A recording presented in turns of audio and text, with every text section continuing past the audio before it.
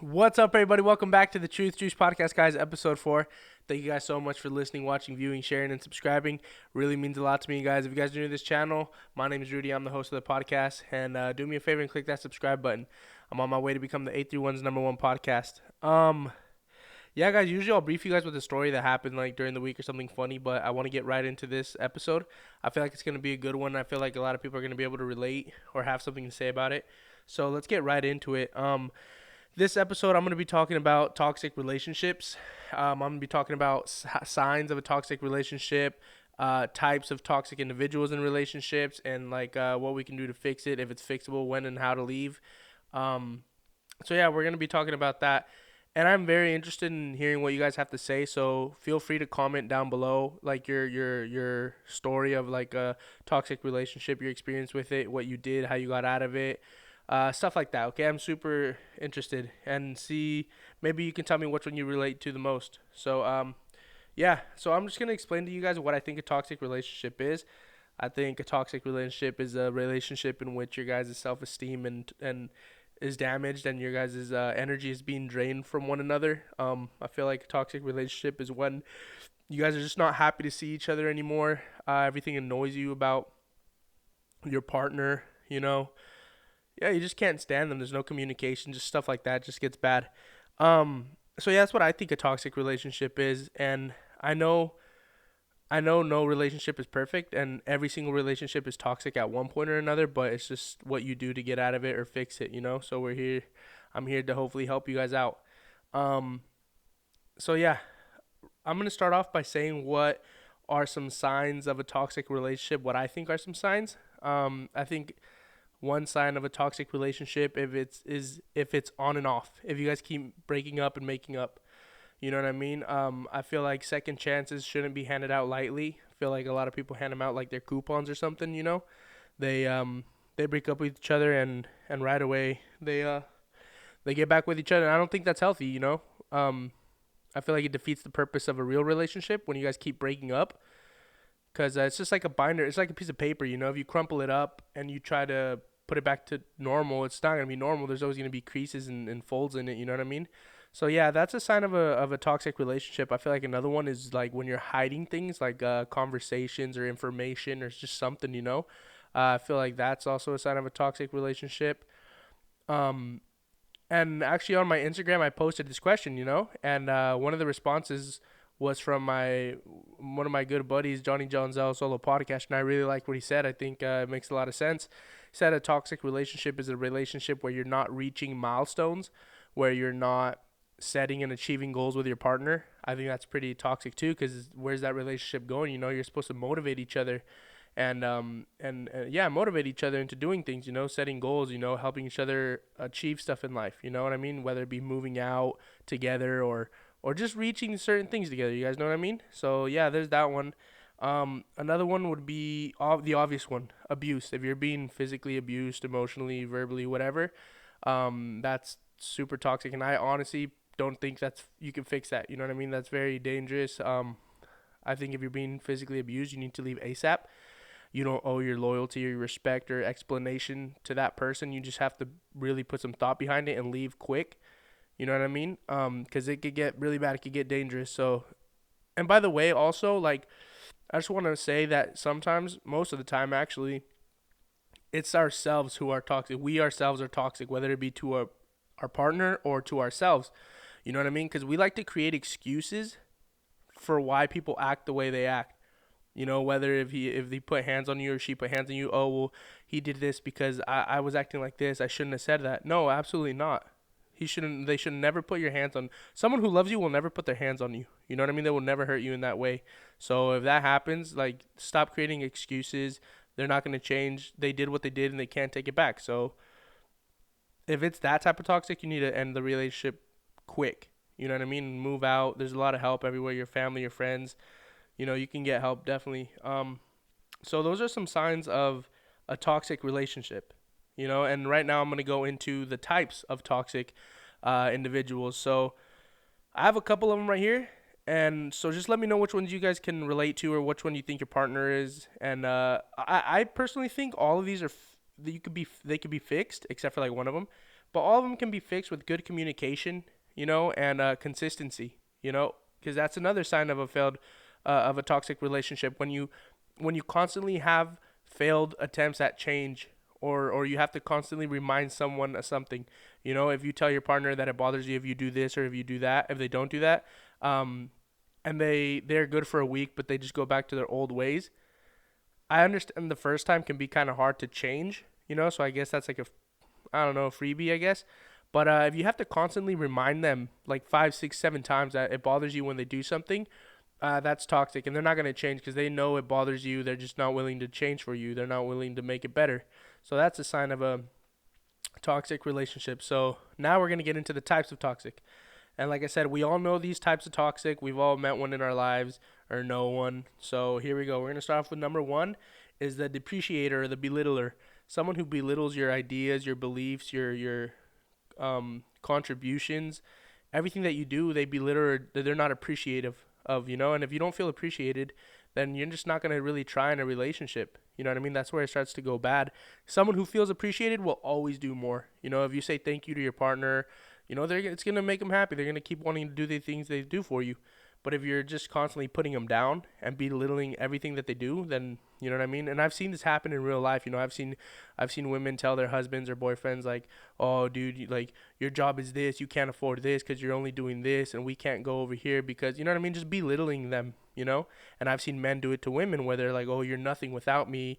You can't do this without me." Blah blah blah. Stuff like that. So we all know that person. Number two is the bad temper. And I honestly think this is probably one of the most dangerous ones because it can really get out of hand. And that leads to abuse. You know what I mean? The bad temper, someone who gets mad over everything really quick. They're really hard to communicate with. So I feel like that one's very, you know what I mean? That's the one I was talking about where it can get dangerous and might not be able to be fixed. I guess it can be fixed with like anger management classes or just talking, But even at that, if they had a bad temper, they don't really want to talk most of the time. So yeah, number three is the guilt inducer. I hate this person. Like the guilt inducer sucks. They always make you want to feel bad for leaving them. They say they try to make you feel guilty by saying, oh, I'm gonna hurt myself because you left me or this and that, or I acted like I only did what I did because you don't treat me like this. They try to make you feel guilty and try to blame you for everything. And like I said, we all know that person. I know a couple buddies who left their boyfriends or girlfriends, and like I said, their partner just says they're gonna hurt themselves. And honestly, I give them the same advice, like, yo, forget about them. You need to live life on your own terms for yourself. Have fun. Don't worry about them. That was in the past. You know what I mean? Just cut that off. You don't want that type of toxic in your life. You're never gonna be able to live life. At the end of the day, coffins don't come with bunk beds, so you got to do you. You know what I mean? That's that one. Number four is the deflector or the overreactor. Those people suck too. People that they overreact over everything, talking about you don't love me because blah blah blah, or you're going out with your friends tonight. What about me? Blah blah blah. They overreact and just making a mountain out of an anthill. Number five, I think this one's important too, is the over-dependent partner. Someone who is super dependent on you and can't function without you and can't live without you, can't do anything. That they're always dependent on you, and that could be super overwhelming. You can and like I said, really think about this. Ask yourself these questions. If you fit into one of these categories, what you could do to change.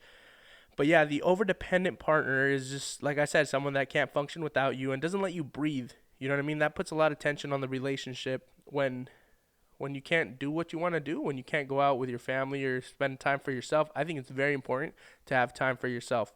Whether it be you go fishing by yourself or just do something by yourself. Just be alone for a bit. I think that's really important, to be alone for a while. Learn to be alone, and it's not a bad thing. It's a good thing. Everyone's so scared of it, but I personally think it's really good for you. Number six, this is one that I can kind of relate to, but not really, because I think I'm super cool and calm, and I'm not jealous, and I don't get mad, and nothing bothers me. Like, nothing really bothers me. But the only thing is like one time Yvonne told me, like, hey, you know what? Like, you can't go to Motive. You can't go to these places. And I was like, hold on. I can go to these places if I want to. You know what I mean? I just choose not to because you don't want me to go there. You don't like it when I go there, so I don't go there because I respect you and I love you. So I'm not trying to do that. But at the end of the day, don't tell me what I can and can't do. You know, I'm a grown man. I know what I'm doing. So people that try to people oh yeah, the independent one is the independent. Like I said, I'm independent in a sense, like I just don't like people telling me what to do, but I'm not like I can do this by myself, I don't need your help, this and that. That's what I'm talking about. That's the toxic independent person that doesn't need any help and thinks they could do it all on their own, and really pushes their partner away. I don't do that. Like I said, I just don't like being told what to do. I know wrong from right. So just don't try to control me. Don't try to do anything. Don't try to control your partner. Nobody is nobody to be telling people what they can and can't do. You know, unless it's your mom or your dad or you're telling your kids. That's the only people you could tell people what to do. Number 7 is the user, and we've all know this person. We all know a person like this, the user who uses the other person for rides or money or favors or stuff like that. And it's super sad, you know. And like I said, sometimes we're the toxic ones to ourselves, and we allow to be treated like this. You know, so if someone around you is telling you like, "Hey, you know what? He's just using you." You should really pay attention to that because they're viewing the stuff from the sidelines. You might not see it because you're kind of in the game and you're you know what I mean. You're just focused on one thing, but they're focused on everything and they see everything that's going on. So really pay attention to that. And yeah, like I said, we need to stop creating excuses for other people's actions and stuff. You know what I mean? And number 8 is the possessive controller. This is what I mentioned. Like you can't control anybody. If you're over, if you, like I said, okay. So for example, I knew a couple people, girls mostly, where their boyfriends won't let them wear a certain thing.